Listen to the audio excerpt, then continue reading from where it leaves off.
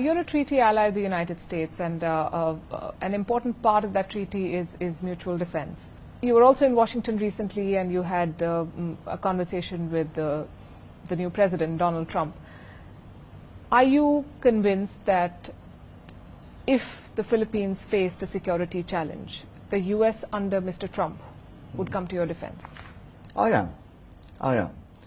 Because the assurances that we have been receiving in those terms from the new administration before I went there, and when I went there, and since that visit, have been very, very strong from the Secretary of State, from the Secretary of Defense, Secretary of State Mark Rubio, Secretary of Defense Pete Hegseth, and all the other officials, that the policy on the Philippines does not change, and that we use the term, we refer to the term ironclad, and we have to remember, as I mentioned when I was in Washington, that the term ironclad, as it relates to the relationship between the U.S.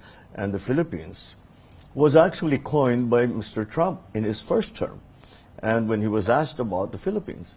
And I sincerely believe that is constant, that has remained constant. And I'm not surprised, because we really have had a very, very long history together with the United States. It's been over 100 years in various forms. We're a member of the American Commonwealth. We've given liberation, still for a very, very long time we had parity rights with American citizens. So it really is a very, very strong relationship. It really, and as I was explaining to President Trump, I said, if you stop a school child in the street in the Philippines and ask them who is our best ally, they will say the United States. And that institutional, that cultural, not institutional, that cultural memory maintains. And I think that too is that there is an aspect of that as well in the United States for the Philippines.